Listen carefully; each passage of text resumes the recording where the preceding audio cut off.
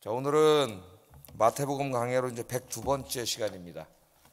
야, 공부 많이 했죠? 102번 아침마다 공부를 했는데 오늘은 이 용서에 대해서 말씀을 증거하려고 합니다.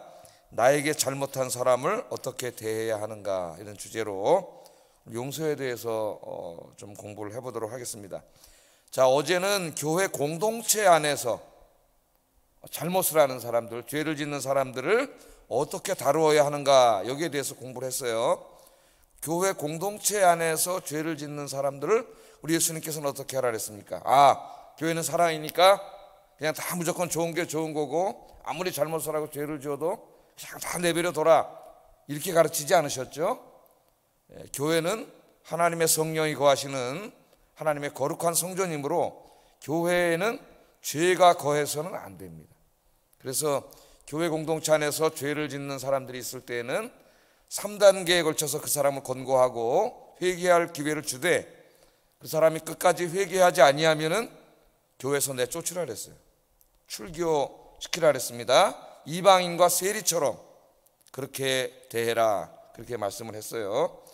나중에 이제 고린도 교회에서 그 교회를 심각하게 죄로 더럽히는 사람들이 있음에도 불구하고 교회 지도자들이 그 사람을 공동체에서 쫓아내지 않은 것에 대해서 하나님은 사도 바울을 통해서 심하게 책망을 하십니다. 고린도전서 5장에 보면 우리가 어제 그렇게 말씀을 드렸어요. 그래서 공동체에서 죄를 질 때에도 3번에 걸쳐서 용서할 기회를, 회개할 기회를 주되 끝까지 회개하지 아니하면 교회에서 쫓아내라. 그만큼 교회 안에서 이 죄의 문제를 엄중하게 다룰 것을 우리 주님께서 가르치셨습니다. 회개하지 않으면 교회에서 쫓아내라는 거예요. 그러면 이제 그 공동체 안에서 짓는 죄가 아니라, 공동체 안에서 어떤 사람이 죄를 짓는 거는 사실은 나하고는 개인적으로 관계없을 수가 있죠. 그죠? 내 일은 아니니까, 직접 나에게 한 건 아니니까.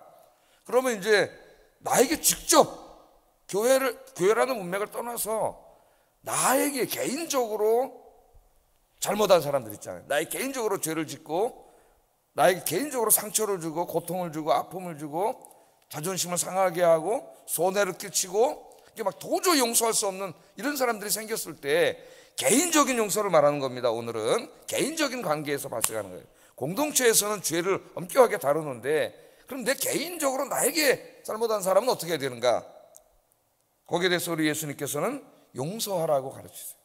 저 사람이 회개했든 안 회개했든 상관없습니다. 우리의 용서는 거기에 의존하지 않아요. 저 사람이 회개를 했든 회개를 하지 않았든 하여튼 나에게 잘못을 행하는 개인적인 문제일 때는, 공동체의 문제일 때는 엄격하게 다루어야 되지만 개인적인 문제일 때에는 용서하라는 것이 우리 주님의 가르침이세요. 우리 인간은 사회적 동물입니다. 혼자 살 수는 없어요. 눈을 뜨면 우리는 사람들을 만나야 됩니다. 가장 가까이는 가족 안에서 사람들을 만나고, 또 동네에 나가면 동네 사람들을 만나고, 학교에 가면 학교에서 친구들을 만나고, 직장에 가면 직장 동료들을 또 만납니다. 교회에 오면은 많은 교인들, 다 다른 사람들이죠. 이 땅에 사는 동안은 다른 사람들을 다 만나요. 그래서 이제 우리가 서로가 이렇게 관계 속에서 살아가게 되는데, 우리가 행복하려면은 어떻게 보면 제일 중요한 게 돈이나 뭐 이런 것보다도 내가 자주 만나는 사람들, 자주 만날수록 더 그렇죠. 그 사람들과 좋은 관계를 유지하고 서로 사랑하면서 서로 지지해주면서 격려하면서 이렇게 살 때 우리가 행복한 거죠. 그런데 이 관계가 만약에 깨져가지고 내가 매일 만나는 사람들인데, 교회는 정말 어떻게 보면 평생 동안 매일은 안 만나더라도 평생 동안 만나야 되는 사람들이잖아요. 그 안에서 관계가 서로가 깨져가지고 내 마음속에 막 그 사람하고 화가 나고 미운 마음이 생기고, 우리 관계가 이렇게 깨져버리게 된다면은 우리 삶의 모든 평화가 다 깨집니다. 사실 하나님의 교회에 와서 예배드리면서 마음의 평안을 얻고, 또 형제들 간의 사랑을 통해서 서로 위로받고 격려받으면서 또 용기를 얻고 세상에 나가서 사는 거죠. 그래야 되는데, 만일 그 관계가 깨진 사람이 교인이라면은 이건 정말 힘든 거죠. 같이 있을 수가 없는 거죠. 그 안에서 상당히 어렵습니다. 이러한 미움과 분노의 감정이 우리의 신앙과 정서를 철저하게 파괴시키고 급기야는 우리의 인생을 불행하게 만들어요. 제가 오래전에 이제 여기 다 철거하기 전에 이 동네에서 한 10년을 살았는데, 빌라에서, 여기 빌라에서 살았죠. 한 10년을 살았는데, 하여튼 좀 오래된 얘기지만은 그때 항상 밤마다 여름이었는데 저를 잠 못 이루게 하는 한 아저씨가 있었습니다. 동네 아저씨가 꼭 밤 12시에서 1시 사이에 막 자려고 그러는데 꼭 와가지고, 혹은 자고 있는데 와가지고 소리를 질러가지고, 그 옛날에 그 우리 집 바로 길가 거기잖아요. 소리를 질러가지고 잠을 못 자게 하는 거예요. 이 사람이 뭐 왜 그러나 가만히 얘기를 들어봤더니, 거기 이제 막 좁은 골목길에 여기저기 차를 세우고 막 이러는데, 자기 차를 아마 우리 집 그 담벼락 에다 세워놨는데 다 펑크가 나버린 거예요. 그때 이 동네 사람 중에 무서운 사람들이 있었어요. 차를 세우고 안 빼주면 바퀴 4개 다 빵꾸를 내버려요. 그런 차를 가끔 봤습니다. 근데 차가 다 펑크가 나 있는데, 이 아저씨가 생각하기를, 그 얘기를 들어봤더니 하는 말이 뭐냐, 누가 내 차를 펑크냈냐, 이거에 주 메시지는. 예? 그러면서 이제 저희 집이 1층이고 2층 3층 그렇게 있었잖아요, 빌라가. 그 우리 윗집에 있는 분이 자기 차를 펑크냈다고 생각을 한 거예요. 의심을 하고 밤마다 찾아와서 12시에서 1시 사이 소리를 지르는 거예요. 내 잠을 잘 수가 없어요. 거기 개입할 수도 없고 잠을 잘 수가 없어. 그럼 누군가 신고를 하면 경찰이 와가지고 그 아저씨 데려가, 이제 그러지 마시라고 이제 이렇게 하고 30분 있다 또 와. 또 잘라 하는데 또 소리를 지르. 갖다나 잠이 부족한데 잠을 잘 수가 없어요. 그러니까 자기 차를 펑크낸 사람이 그 우리 윗집이라고 생각하는 거예요. 얼마 있다 이제 그분이 이사 가셨어요, 딴 데로. 예? 그러니까 그 사람을, 하여튼 그분이 빵꾸를 냈는지 안 냈는지 저는 모르겠습니다만은, 자기 차를 빵꾸 냈다고 생각하고 화가 난 거예요. 용서할 수가 없는 거예요, 이 사람이. 그러니까 밤마다 찾아 소리를 지르는데, 가만히 제가 그때 생각을 해보니까 그 사람을 용서하지 못하니까 이 사람이 자기가 불행해지는 거예요. 화가 나고 막 끌어오르니까 밤마다 술을 먹고 12시에서 1시 사이에 찾아오면 자기도 잠을 못 자잖아요, 결국은. 예? 그거 얼마나 힘들겠어요, 자기는. 그걸 맨날 며칠을 그렇게 하고 있으니까 그 사람의 삶에도 평안이 없는 거예요. 그럼 여러분 이것을 한번 생각해 보세요. 저는 그분을 보면서 한 사람이 자기에게 손해를 끼치거나 마음을 불편하게 하거나 상처를 준 사람을 용서하지 못할 때, 이와 같은 그 전쟁이 겉으로 표현을 안 하더라도 어디서 일어나요? 우리 마음속에서 일어나죠, 마음속에서. 그래서 여러분, 저 남아프리카 공화국의 그 만델라 대통령, 흑인 대통령이잖아요. 예? 거의 반평생을 감옥에서 살았습니다. 정족들에 의해서 백인들에게 잡혀가가지고. 그래서 어느 날 이제 감옥에서 다 노인이 돼서 석방이 돼가지고 나오는 날 기자들이 찾아와가지고 막 질문하잖아요. 당신의 원수들 이제 어떻게 할 거냐 그랬더니, 만델라가 유명한 말을 하지 않습니까? 나는 이제 내 모든 증오와 미움과 원수들은 감옥에다 다 내려놓고 나 혼자 지금 나왔습니다. 내가 만약에 이 감옥문을 나가서도 그 원수들을 생각하고 미움과 증오를 가지고 나오면은 나는 내 남은 평생이 지옥 속에서 살 겁니다. 그래서 나는 다 내려놓고 왔습니다. 그런 유명한 말을 했어요. 그죠? 여러분, 우리가 살아가면서 누군가를 미워해 본 적이 다 있고 분노와 증오가 일어난 적이 있습니다. 그걸 용서하지 못하면 제일 힘든 사람이 사실은 나 자신이에요. 기도가 됩니까? 아니면 하나님과의 무슨 어떤 관계 속에서 이게 다 깨지잖아요. 신앙도 깨지고 다 무너져요. 어떻게 보면 용서는 자기 자신을 위해서 하는 거예요. 자기 자신을 위해서. 그래서 링컨도 유명한 말을 했죠. 평생 자기의 정적이었던 사람, 자기를 조롱하고 그랬던 사람을 국방부 장관에다가 대통령이 된 다음에 앉히니까 참모들이 와서 다 반대를 하죠. 각하, 당신을 평생 조롱하던 스탠턴이라고 하는 사람인데, 심지어는 원숭이라 그랬으니까요. 좀 링컨 이상하게 생겼지 않습니까? 예? 저는 시골뜨기하고 내가 어떻게 같이 일하느냐, 맨날 이렇게 변호사 때 일했는데 딱 국방부 장관을 시켜놨어요. 우리나라의 좀 옹졸한 정치인들이 배워야 돼, 그런 것을. 그랬더니 막 안 된다고 반대했더니, 원수가 아니냐 그랬더니, 원수를 어떻게 그랬냐, 주님이 원수를 다 없애야지. 그 사람들 원수는 다 죽여서 없애야 됩니다. 그러니까 아니라는 거예요, 링컨이. 원수를 없애는 방법은 꼭 죽여서만 없애는 게 아니고, 내가 그 사람의 원수를 갚아서 죽여버리면은 또 다른 원수가 생기죠. 그래서 원수는 내가 용서하면은 친구가 된다. 친구가 되면 원수가 다 없어진다는 거예요. 할렐루야. 그게 그 사람이 유명한 사람이에요. 그래서 링컨이 나중에 암살을 당해서 장례식을 치를 때 그 스탠턴이 찾아와가지고 거기서 내가 한평생 살면서 제일 존경하는 사람이 링컨이었습니다. 그런 고백을 하지 않습니까? 어떻게 보면 우리 사회에서 지금 제일 필요한 게 용서와 화해예요. 이게 용서하지 못하고 화해하지 못하고 지금 이 나라가 어느 순간부터 반으로 갈라져서 극렬하게 미워하고 싸우고 인터넷에서 전쟁을 치르고, 한쪽에는 광화문에 모이면 한쪽에는 서초동에 모이고, 우리 이걸 지금 경험해 왔잖아요. 이 조그만 나라에서 남과 북으로 이념 때문에 나눠서 지금 싸우고 있는 것도 모자라서 지금 이 나라가 또 반으로 나뉘어가지고 또 지금 싸우고 있는데, 이 정치하는 사람들이 자기 정치적인 이득을 얻기 위해서 계속 국민에게 갈등을 유발시키고 그렇게 하고 있어요. 그럼 왜 우리 국민들이 어리석게 그런 자들을 쫓아다니면서 증오하고 뭘 지지를, 물론 지지할 수 있겠지만은, 뭐 나는 뭐 찐박이고 나는 무슨 대깨문이고, 이건 거의 정신병자들이에요, 이런 수준의 사람들은. 여러분, 어떤 사람이 아무리 그럴듯한 말을 해도 갈등을, 증오와 갈등을 유발하는 사람은 그 사람은 거짓의 사람이에요. 우리 그리스도인들은 용서와 화평을 추구해야 됩니다.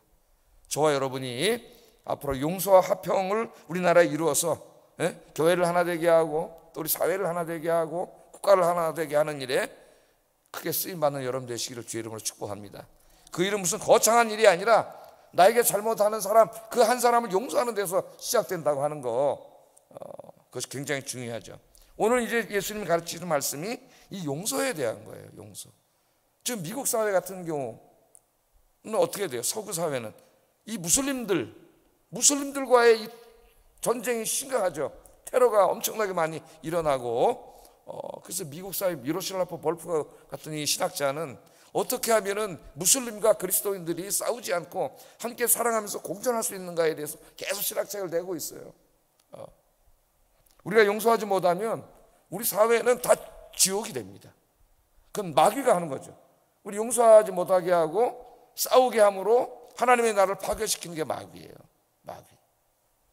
자, 오늘 이제 이 주제에 대해서 베드로가 예수님께 질문을 해요. 그들도 용서하지 못하는 사람들이 있었습니다. 개인적으로도 있었고 국가적으로, 민족적으로는 로마죠. 자기들 지금 식민 통치하고 있잖아요. 그런데 우리 예수님이 계속 용서에 대해서 가르치는 거예요. 그래서 어느 날 베드로가 찾아와서 예수님께 질문을 합니다. 21절 한번 읽어보겠습니다. 시작.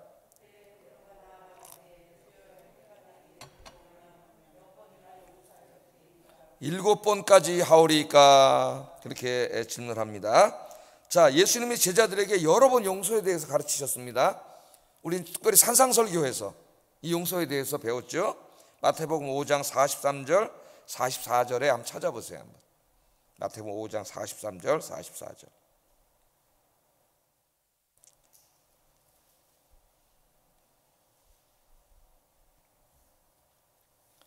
같이 한번 읽어보겠습니다. 시작. 또 내 이웃을 사랑하고 내 원수를 미워하라 하였다는 것을 너희가 들었으나 나는 너희에게 이르노니 너희 원수를 사랑하며 너희를 박해하는 자를 위하여 기도하라.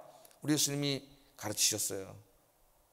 어떻게 하라고요? 네 원수를 미워하라 하였다는 것을 너희가 들었으나, 여기서 이제 원수는 주로 유대인들이 생각할 때는 로마 사람들이라고 생각할 수가 있겠습니다. 로마 사람들과 또 거기에 빌붙어서 괴뢰 정권을 이루고 있는 헤롯, 그 일당들, 권력을 누리면서 자기 동족을 힘들게 하고 동족의 어려움 속에서 과다한 세금을 받고 괴롭히는 사람들, 이런 사람들이고 또 개인적인 원수들도 있었겠죠. 너희가 들었으나 나는 너희에게 이르노니 너희 원수를 어떻게 하라 그랬어요? 사랑하라 그랬어요. 야, 우리 인간이 그냥 다른 사람을 사랑한다는 것도 기적입니다. 사실 우리 인간은 굉장히 이기적이기 때문에 다른 사람을 사랑하는 것도 힘들어요. 최근에 그 네덜란드의 한 교수가, 내 이름은 생각이 안 나는데 휴먼카인드라고 하는 책을 썼어요. 제가 그 책 거의 다 읽었는데 또 기회가 있으면은 한번 말씀드리겠지만은, 거기서 그 사람은 우리 인간은 죄를 지고 타락한 이후에 우리 인간의 본질이 악하게 되었다고 하는 이 기독교의 인간론 전체를 다 부정하고 인간의 본질은 선하다고 하는 강력한 신앙을 가지고 있더라고요, 이분이. 그래서 그 인간의 선함을 통해서 우리 스스로가 얼마든지 좀 좋은 사회를 만들고 있다고 하는, 어떻게 보면 희망을 주려고 하는 책인데, 인간론에 있어서 잘못됐어요. 출발점이. 인간은 예수님 만나고 구원받기 전에는 선해질 수가 없는데, 인간의 선함을 통해서 얼마든지 우리 사회가 좋은 사회가 될 수 있다는 희망의 책입니다. 그 책이. 자, 우리 인간은 그렇게 선하지 못해요, 사실. 그래서 다른 사람을 사랑하지 못해요. 우리가 정말 제일 가까운 부부 사이라 할지라도 그냥 자기 배우자를 사랑하지만 가만히 보면은 이기적인 게 더 많습니다, 사실은. 이기적인 사랑이 더 많아요. 그래서 우리가 기도해야 되죠. 나 이기적인 걸 빼고 정말 저 사람을 정말 사랑할 수 있는, 나에게 무엇을 해주기 때문이 아니라, 나를 편안하게 해주고 뭐 나에게 이것저것 해주기 때문이 아니라 그냥 그 사람을 사랑하고 응원해 줄 수 있는 진짜 사랑이 필요하죠. 그런데 우리 예수님은 원수를 사랑하라 그랬어요. 원수를 어떻게 사랑해요? 그냥 우리가 읽고 지나가는 말이지만은 이거 정말 지키라고 한 말인가? 많은 사람들이 진지하게 말씀을 생각한 사람이 그런 생각을 했습니다. 원수를 어떻게 사랑할 수 있지? 그런데 우리 예수님 원수를 사랑하라 그러셨고, 심지어는 너희를 박해하는 자를 위하여 기도하라 그러고, 다른 말씀에서는 축복하라고까지 하셨어요. 저도 이 말씀을 읽으면서 제 신앙의 시험 때죠. 내가 정말 목사고 크리스찬이라면은 이 말씀을 읽고 실천을 해야 되는데, 정말 내가 설교하는 자가 아니라 내 삶 속에 이 말씀을 받아들이고, 너는 용서하고 있냐? 하나님 물어보는 거죠, 저한테. 너는 기도하고 있냐? 그것까지는 다 합니다. 너 축복하고 있냐? 자신이 없는 거예요. 축복, 어떻게 축복을 하지? 잘 안 나와요, 기도할 때. 축복이. 예? 저 사람 저렇게 사악한 마음을 갖고 있는데 하나님 저의 마음을 깨닫게 해주시고, 예? 저거 바르게 살게 해주시고, 다른 사람 아프게 하고 상처하게 하지 않게 해주시고, 신앙생활을 바르게 함으로 복을 받게 해주세요. 이렇게 기도가 나오더라고요. 이렇게 기도가 나와요. 근데 우리 주님이 사랑하고 기도하고 축복하라고 가르쳤습니다. 자, 이렇게 이 말씀을 듣다 보니까 베드로가 이제 어느 날 예수님께 질문을 하는 거예요. 도대체 그럼 우리가 몇 번 용서해 줘야 됩니까? 용서의 한계를 물어본 거죠, 예수님에게. 몇 번 용서해 줘야 됩니까? 7번 용서해 주면 됩니까? 그렇게 물어봤어요. 7번? 엄청난 겁니다. 우리는 한 번도 용서하지 못하잖아요, 사실은. 예? 그런데 7번 용서해 주면 됩니까? 그래서 대단한 거예요, 여러분. 이 용서가 얼마나 어려우면은 그 유대교의 랍비들이 용서를 가르칠 때 몇 번까지 용서하라 그랬냐면은 3번까지 용서해 주라 그랬어요. 그 위대한 랍비들이 3번으로 국한시켰습니다. 3번까지는 용서해 주라. 사실은 3번도 어떻게 용서를 해? 한 번도 용서를 못 하는데 우리가. 3번까지도 위대한 거예요. 만약 3번을 용서해 줬는데도 4번째 또 잘못을 하면은 그때 그 사람에게 원수를 갚아도 그건 잘못된 게 아니다. 랍비들은 이렇게 가르쳤어요. 근데 베드로는 3번 정도가 아니라 지금 7번 용서하면 되냐고 물어본 거죠. 어떻게 보면 예수님께 칭찬을 받을 수도 있는 말이었습니다. 그런데 우리 예수님께서는 칭찬해 주지 않았어요. 뭐라 그러셨어요? 22절 한번 읽어보겠습니다. 시작. 7번을 70번까지. 그럼 얼마예요? 계산하면, 산술적으로 계산하면 490번인데 77은 49, 490번. 490번 용서해줘라. 7 다 이게 완전 숫자입니다. 유대인들에게 있어서. 유대인들은 숫자를 굉장히 중요하게 여기죠. 7 상징성이 많아요, 유대인들에게. 숫자는 490번 용서해주라는 걸. 490번 어떻게 용서할 수 없지만, 이것은 숫자를 말하는 게 아니라 기독교의 용서는 무한하다.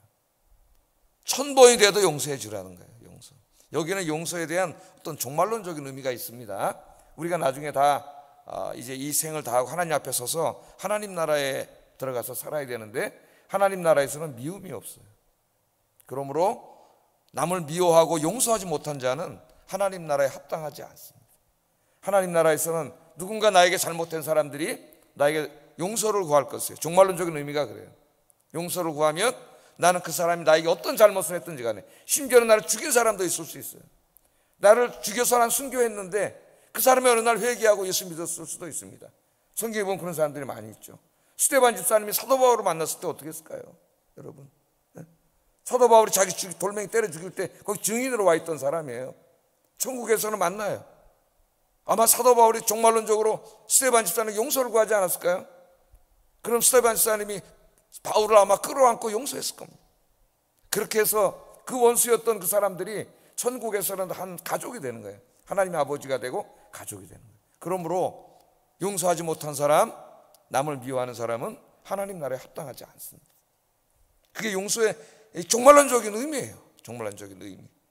7뿐만 아니라 그래서 우리는 무한히 용서해야 된다. 예수님이 그렇게 가르치신 겁니다. 이 말씀을 하신 후에 예수님이 용서에 대해서 가르치는 거죠. 용서하지 못하는 사람은 어떤 사람과 같은가? 그 비유, 이제 이건 뭐 너무나 유명한 비유의 말씀. 여러분이 아마 교회 오래 다니신 분은 진짜 수백 번 들었을지도 몰라요, 이 말씀에 대해서. 저도 주일학교 때부터 이 말씀을 들었죠. 어떤 임금이 있었는데 1만 달란트를 빚진 종이 있었다. 1만 달란트는 뭐 정확하게 환산할 수 없습니다만은 거의 한 수조 원 정도 된다고 보면 돼요. 아무리 안 돼도 수천억 원 되는 어마어마한 돈입니다. 이 돈을 빚진 자가 있어요. 뭐 어떻게 빚졌는지 그런 건 중요하지 않습니다. 그렇죠? 빚진 자가 있어요. 주인이 갚아라. 네 하여튼 가족을 팔든지 어떻게든지 하여튼 갚아라 그랬더니 이 사람이 용서해달라, 기다려달라 그랬더니 이 임금이 불쌍히 여기고 그 수조 원의 돈을 탕감해 줬어요. 와, 탕감해 줬습니다. 저는 옛날에 진짜 오래전 얘기지만 부경찰 때 수련회 그 답사 가다가 시골길을 잘 몰라가지고 교통위반을 했는데 경찰이 와가지고 딱 지를 때는데 보니까 그 당시에는 이제 서울이면 서울 써 있잖아요. 그때가 포천인가 그랬는데 그냥 경찰이 오더니 이렇게 가면 여기 시골에서 위반입니다. 그래서 이제 아이고 딱질 되겠구나 그랬더니 이번에는 경고로 하겠습니다. 그래서 제가 그때 그 당시에 위반하면 2만 원인가 3만 원 내야 되는데 그걸 탕감 받았어요. 그 경찰이 이제 하나님처럼 보이더라고요. 얼마나 감사한지. 그 조그만 거 탕감 받고도 야 위대해 보이더라고요, 경찰이. 자, 이게 1만 달란트인데 이걸 수조 원을 탕감 받았어요. 얼마나 기뻤겠어요. 갚을 수 없는 돈인데. 이 핵심은 갚을 수 없는 걸 용서받았다는 거예요. 그래서 이제 집으로 가다 보니까 자기 동료라 그랬잖아요, 말씀 비유해 보면. 동료를 만나니까, 동료는 매일 같이 일하는 사람 아닙니까? 자기한테 얼마 줬어요, 빚을? 100데나리온. 1달란트가 그러니까 6천분의 1, 6천분의 1이에요. 6천배가 많아요, 달란트가 데나리온보다. 6천분의 1입니다. 그런데 100데나리온을 빚졌으니까 한 계산하면 대충 한 60만 분의 1 되니까 한 수백만 원 정도 될 겁니다. 수백만 원 정도. 그 정도 빚을 진 사람이라고 보면 돼요. 그 사람 만났어요. 오늘 비유 어떻게 해요? 멱살을 잡았다 그랬어요. 이놈 새끼 내 돈 갚아! 멱살을 잡았다는 거예요. 자기는 지금 얼마 용서받고 왔어요?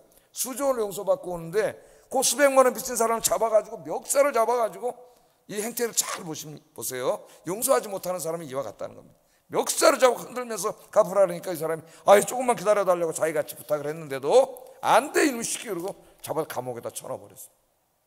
돈 갚을 때까지는 감옥에 가 있어요. 쳐넣어버렸어요. 그런데 어떤 사람들이 이걸 보고 딱하게 여겨가지고 이 주인한테 와서 이 이야기를 했더니 주인이 어떻게 됐어요? 이 소식을 듣고 화가 났죠. 화가 나서 32절 34절 한번 읽어보겠습니다. 시작.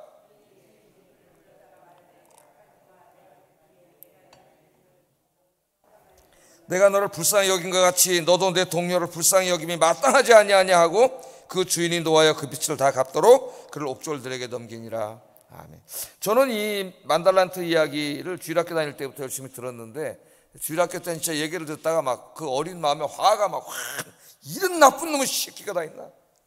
여러분 어떤 영화나 드라마에서 보는데 이런 사람이 있었다면 생각해 보세요. 아니면 여러분 주변에 자기는 엄청나게 많은 빚을 탕감받았으면서 그 조금 빚진 사람은 자기는 용서해 주지 못하고 감옥에 넣은 사람이 있다면 모든 사람이 다 어떻게 여기겠어요?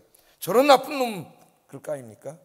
그러니까 어렸을 때 이런 나쁜 놈이 강하게 왔죠. 막 화도 나고 어렸을 때 얘기를 들으면서 또 얘기해 주시는 선생님이 얼마나 설교를 잘해 주시는지.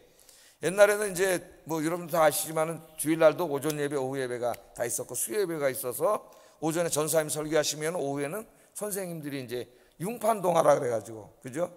융판동화로 성경을 가르쳐 주셨어요. 성경 이야기를. 그래서 성경을 굉장히 많이 배웠습니다. 주일학교 다 다니면 진짜 신구에 성경 다 알아요, 웬만한 거. 지금은 성경을 배우지 못하기 때문에 애들이 성경을 너무나 몰라요. 성경을. 네? 그래서 성경을 해주는데 이 성경 재밌는 이야기들 다 동화로 해서 융판으로 나와가지고 칠판에 이렇게 쓰면 융이 붙어갖고 이제 이게 사진 하나씩 갖다 그림 갖다 탁탁 붙이면서 해주시는데 이 선생님들이 얼마나 재밌게 해주는지 이 동화를 재밌게 성경을 다 배웠죠. 이게 무슨 막 났어. 나중에 제가 어른이 돼서 바로 그 못된 놈이 저 자신이라는 걸 알게 됐습니다. 용서하지 못하는 나는 주님으로부터 엄청난 죄를 도저히 용서받을 수 없는 죄를 용서받았습니다. 1만 달란트에 그 죄를 용서받은 자이면서도 나에게 조금 잘못한 저 사람 나를 조금 자존심 상하게 하고 기분 나쁘게 하고 내 마음에 상처를 주고 나에게 조금 손해를 끼쳤다고 저 사람 용서하지 못하고 막 하는 나의 모습 그 모습이 바로 여기 지금 이 사람이에요. 이 사람. 예? 이 사람. 우리 예수님이 뭐라 그랬습니까? 그 사람 보고 악한 종이라고 말합니다. 악한 종아. 용서하지 못하는 그 사람이 악한 종. 왜? 우리는 이미 주님으로부터 너무나 많은 걸 용서받았어요. 지금도 용서받고 있어요. 우리가 얼마나 많은 죄를 져요. 살아가면서 구원받은 이후에도. 예? 주님이 십자가에서 우리 죄를 위해서 죽으셨는데도 그 은혜로 구원을 받았으면서도 얼마나 많은 죄를 짓고 있습니까? 그런데 우리 주님께서 계속 우리를 용서해 주세요. 우리는 엄청난 용서를 받고 살아가고 있으면서도 우리는 눈 뜨고 나에게 조금 잘못하는 저 사람을 절대로 나는 용서 못한다고 그렇게 말할 때가 얼마나 많아요. 우리는 이렇게 말합니다. 오 하나님, 저는 그 사람만은 도저히 용서할 수 없습니다. 그 사람은 내 인생을 망친 사람입니다. 내 자존심을 짓밟은 사람입니다. 나에게 모욕을 준 사람입니다. 나는 그 사람에게 복수를 해야 됩니다. 우리가 그렇게 말할 때가 얼마나 많습니까? 용서하라니요. 그 사람을 어떻게 용서합니까? 목사님, 난 그 사람 용서 못해요. 그 사람만은 용서 못해요. 다른 사람 다 용서해도 그 사람만은 용서 못해요. 여러분, 그 사람이 누굽니까? 오늘 주님이 우리에게 용서하라고 말씀하세요. 용서하지 못하는 이 사람을 향하여 이 악한 종아, 내가 빌기에 내가 내 빛을 전부 용서해 줬는데 오늘도 용서해 줬고 내일도 네가 이 땅에 짓는 죄를 모두 다 용서해 줄 건데, 그런 말 다 들어가 있죠. 여기 내가 너를 불쌍히 여긴 것 같이 너도 네 동료를 불쌍히 여기고 용서해 주는 것이, 그 다음에 뭐라 그래요? 마땅하지 아니하냐. 마땅하다, 반드시 그래야 된다. 마땅하지 아니하냐 하고 주인이 노하여 그 빛을 갚도록 그를 옥졸들에게 넘겼다 그랬으니까 다시 그 사람도 감옥에 쳐넣었다는 거예요. 이 말은 그 사람이 하나님 나라에 들어가지 못한다는 겁니다. 하나님 나라에. 이 말씀을 하시면서 이 35절에 이렇게 말씀했습니다. 한번 읽어보겠습니다. 시작. 나의 하늘아버지께서도 너희에게 이와 같이 하시리라. 잘 보세요, 이 말씀을. 너희가 각각 마음으로 형제를 용서하지 않으면 하늘에 계신 하나님도 너희를 용서하지 않는다 그랬어요. 우리가 이 말씀을, 제가 그랬죠. 말씀을 자꾸 들을 때 말씀 그대로 잘 들어야 된다고. 네? 우리가 어렴풋이 알고 있는 어떤 자꾸 신학적인 전제를 가지고 성경을 읽는 잘못된 버릇이 있어요. 너희가 각각 마음으로부터 형제를 용서하지 않으면 너희 하늘아버지께서 너희에게 이같이 한다, 용서하지 않는다는 거예요. 그건 다시 말하면 뭐예요? 내가 나에게 잘못한 사람을 나는 용서할 수 없습니다, 그렇게 말하는 것은 하나님도 나의 죄를 용서하지 마세요, 그렇게 말하는 건 똑같다는 거예요. 근데 하나님 나의 죄를 용서해 주지 마세요. 그럼 용서받지 못하면 우리는 구원받을 수 없습니다. 그래서 오늘 보면은 천국과 용서가 밀접하게 연관되어 있어요. 이 말씀 속에 제가 아까 서론에서 말씀드렸죠. 천국에는 미움이 없다고, 갈등이 없다고, 원수가 없다고.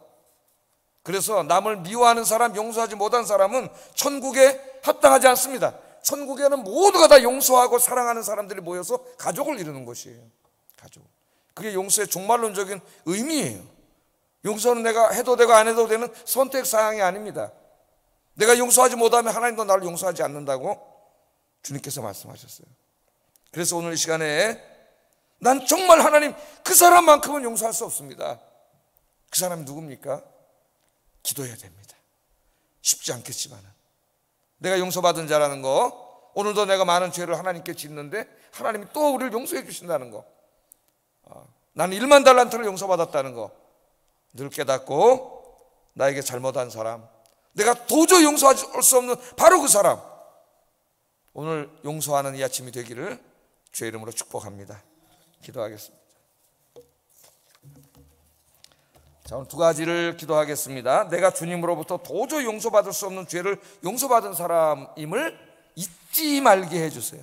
잊지 말게 해주세요. 두 번째는 주님께서 나를 용서해 주신 것처럼 나도 나에게 잘못한 사람을 용서할 수 있게 해주세요.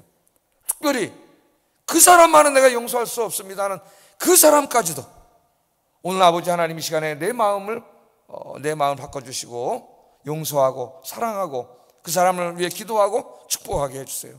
기도하겠습니다.